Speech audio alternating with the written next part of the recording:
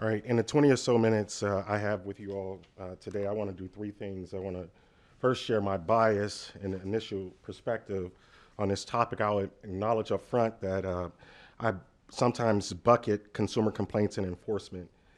Second, I want to provide context about my approach as the bank discussed and insights gathered from some research I did. And third, I want to offer some concluding thoughts on the future of the banking sector, particularly concerning regulation, predatory lending, and community development. Regarding my personal bias and initial perspectives, I was born in 1974 in the majority Black and economically challenged town of East St. Louis and spent most of my childhood on the north side of St. Louis City in the foster care system. Not many people owned homes or businesses in my neighborhood. It's not lost on me that for most of the 20th century, federal initiatives subsidizing home ownership largely excluded anyone who wasn't white. From 1934 to 1962, for example, 98% of federally backed home loans from one program went to white homeowners.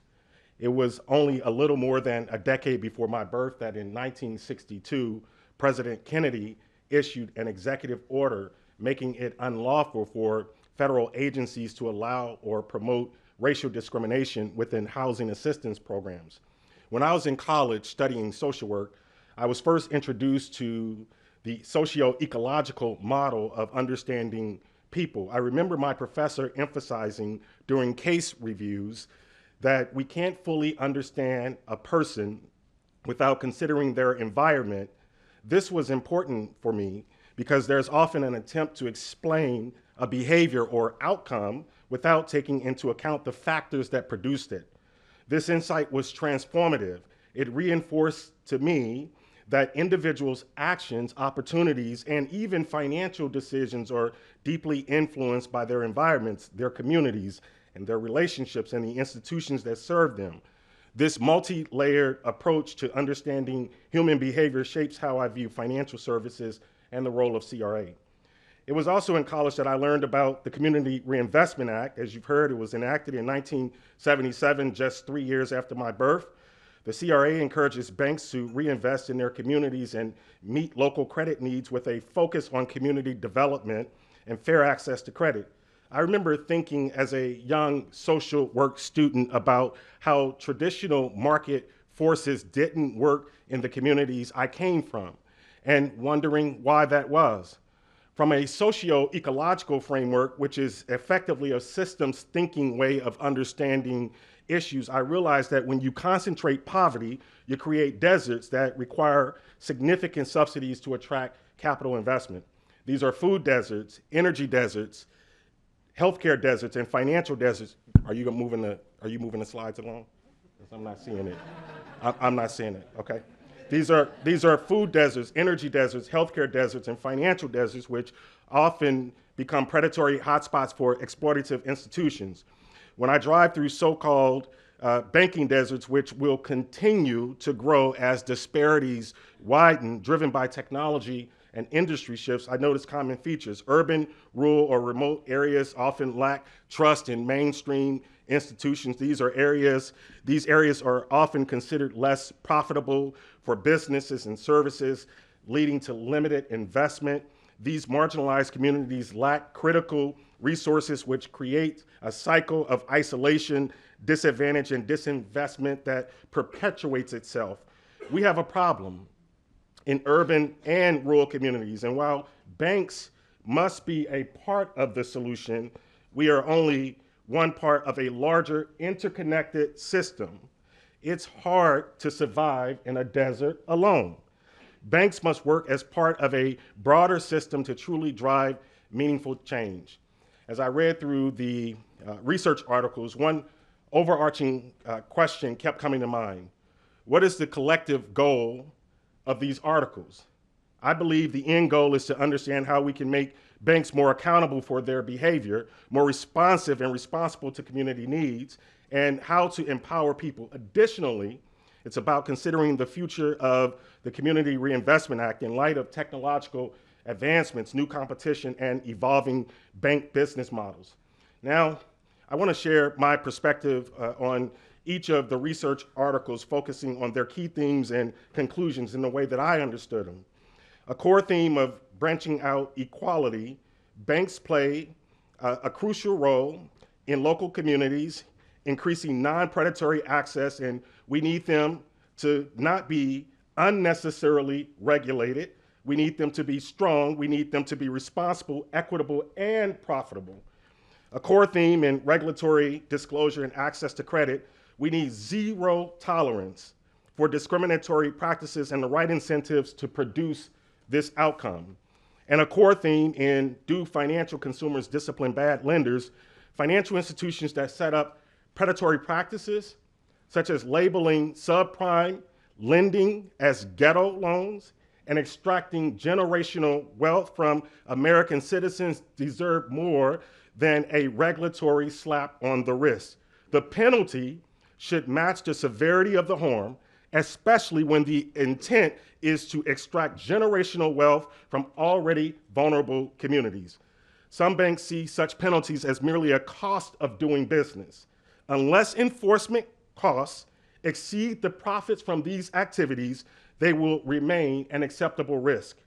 Now that I've shared my perspective and my bias and broad support for the idea of what the research is trying to accomplish, let me address the specific questions posed in the article. Number one, is regulatory penalty alone sufficient to change lender behavior? My answer, no. For this to be the case, penalties must exceed the profits from the offending activity to create such a high expense that doing the right thing becomes the only viable option. Number two, does consumer discipline complement regulatory penalties in changing lender behavior? My answer, yes. In a well-functioning marketplace where customers vote with their wallets, anything that impacts a company's bottom line can influence its behavior.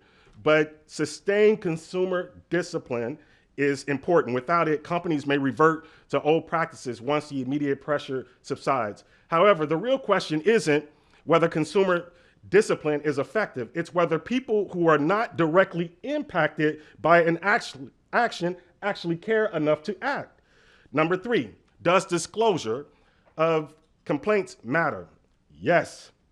Particularly if there is a pattern that reaches the public domain. Smaller banks are more sensitive to complaints, likely because our professional reputation is closely tied to the bank's reputation.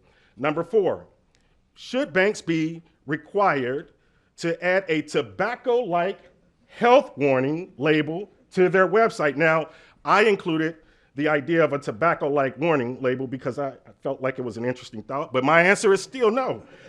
There are already mechanisms in place, as you underscore in your research, for publicly voicing complaints. Number five, do depositors react to consumer complaints? My answer, no. It would take an extraordinary level of complaints to elicit a significant reaction. Consumers often prioritize cost and convenience over institutional behavior, and even significant complaints would need to make the news and reach a high level of visibility to influence depositor action. Even then, it is unlikely to have an effect unless there is a perception that the bank is at risk of failing. Number six, do banks react to consumer complaints? Not typically. Do banks react to consumer complaints? Not typically. Banks generally increase deposit rates only when there is competition or an immediate need for deposits, which reflect market conditions rather than a response to consumer complaints. To further explore this, I reviewed the periods before and after it became public that my bank, Midwest Bank Center, was accused and sanctioned of redlining. While the bank faced some financial obligations due to the findings, profitability was unaffected, and there was no material impact on contractual deposit rates. Didn't matter what term you put it at. Number seven, is the CRA still effective? And how should policymakers address shadow banking? This is a legitimate question. We haven't placed enough emphasis on innovation within the CRA, especially as it relates to how banks will compete in the future. The idea that a physical branch presence means a community is adequately served is becoming outdated. Simply being present does not mean being invested. Policymakers need to think more creatively about how to adapt the CRA to the digital era and ensure that it remains effective. Also, regarding shadow banking, policymakers must consider the unintended consequences of regulations. The tightening of regulations after the 2008 mortgage crisis, as many of you mentioned, led to the growth of non-traditional lenders, creating regulatory blind spots. It's time to impose compliance costs on shadow banking to hold them to similar standards as traditional banks, thereby preventing further inequality and unregulated risk-taking. Now, let me provide you some context about the four-step approach in my role as the discussant and how I drew insights from my practical experience as well as that of other bankers. I first read the abstracts of the articles, which were very good, and answered the questions instinctively. Those were the answers I largely just shared. I then read the full articles and added additional context to explain why I thought what I thought. Next, I posed a question to the St. Louis Fed because I was curious about what insights they might provide, and I had a hunch. The question was, can the team compile a history of publicly traded banks that were sanctioned as defined in the papers, specifically those accused of regulatory violations, and analyze the impact on their stock price following the sanctions? Related to that question, I also asked, can we analyze customer growth or attrition trends for approximately 5 publicly traded banks by reviewing what was discussed during their earnings calls in the immediate aftermath of these sanctions, particularly focusing on any changes in customer growth or profitability? Why did I ask these questions? I asked these questions because banks are in the business of making money. And unless their negative actions, you've heard a theme now, unless their negative actions have severe financial consequences, meaning it costs them more than they gain from the actions, they are likely to revert to those behaviors over time. Even if enforcement actions lead to short-term changes, the profitability of the original behavior may drive a return to similar practices unless the penalties outweigh the financial benefits. So what did the feds find? They found first, public enforcement actions against banks appeared to have limited long-term impact on stock prices. Now, I didn't ask them whether this was all scientific or not. I just asked them to do a quick cursory review, which often aligns to broader market indices within days after initial reactions. They found individual bank stocks exhibit greater volatility following enforcement actions, but this variance does not necessarily translate into lasting deviation from the broader market.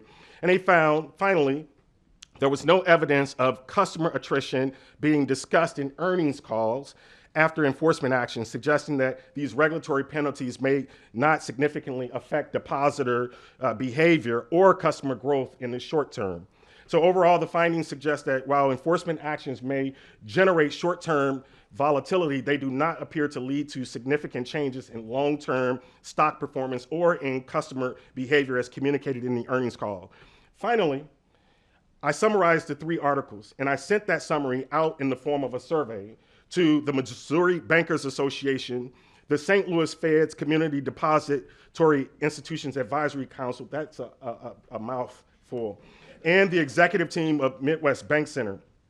This helped me gather perspectives from a broader group of industry stakeholders to further evaluate whether the research conclusions were practical and aligned with real-world experience. So what did I learn from the survey about these articles? Here are some of the insights.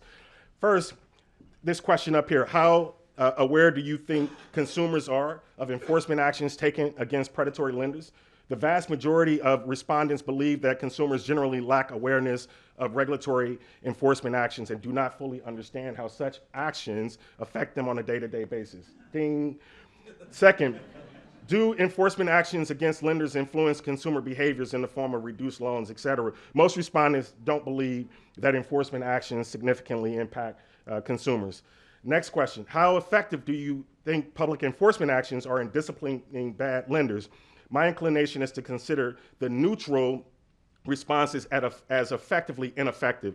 The majority of respondents believe that enforcement actions are ineffective in disciplining bad lenders.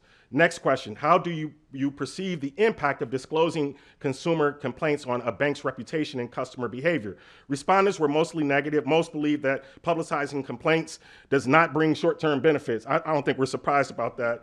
But some argued that public comment could lead to unfair reputational damage if not properly contextualized, et cetera. Next question, how likely is your bank to change its strategy? To change its strategy in response to an increase in consumer complaints? Most respondents indicated that the banks are likely to change their strategy if consumer complaints increase. But I will note, they are not saying change deposit rates or giving any kind of break on their various products. They're saying they are going to listen to the consumer and make business decisions like business people do. Next question, how effective is the Community Reinvestment Act in promoting equal access across different regions? I was somewhat surprised by the responses. And the bankers in here saying, no, you're not. The number of neutral responses to me suggests that respondents find the CRA ineffective. I'm just gonna move it on. Next question, what are the biggest challenges your bank faces in complying with CRA regulation? The responses differed slightly from what I expected. Again, high compliance costs were actually ranked as the biggest challenge, surpassing concerns about branch profitability. And while shadow banking got an honorable mention, it was just an honorable mention.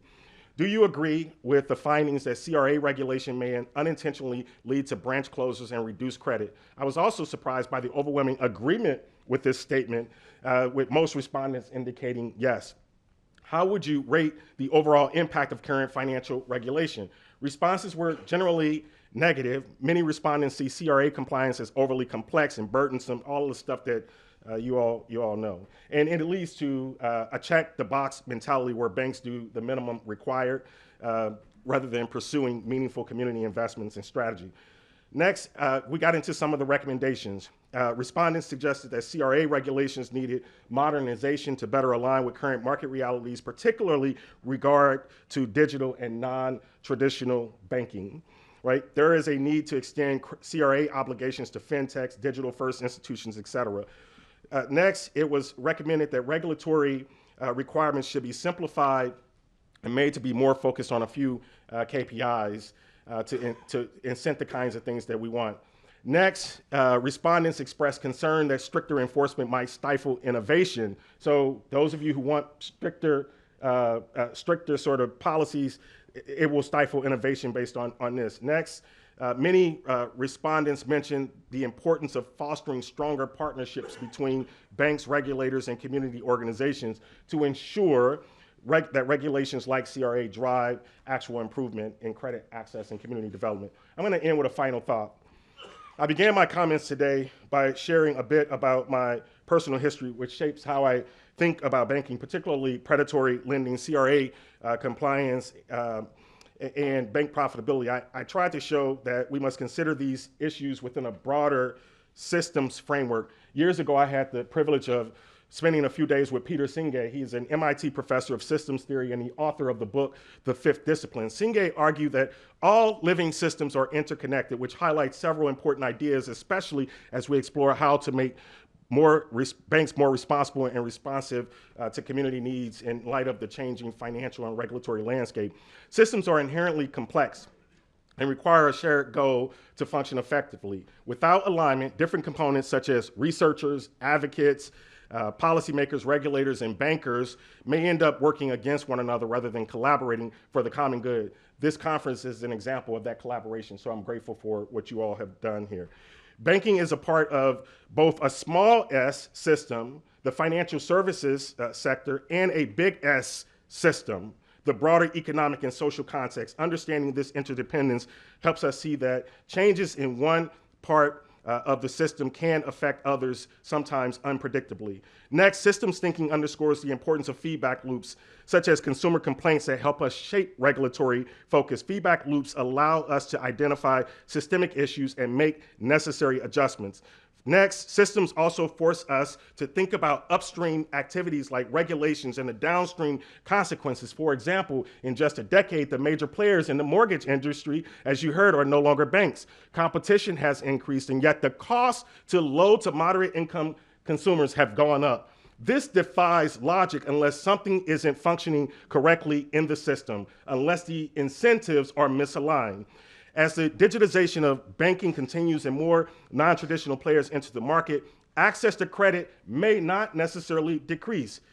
It could even increase. However, as local banks face increased compliance costs and are squeezed or consolidated out, the market could end up dominated by big banks and fintechs. Just as we've seen with mortgages, this concentration could ultimately drive up costs for consumers. My final thought here, I sometimes wonder if policymakers and others, researchers and others, truly understand business decisions the way business people do.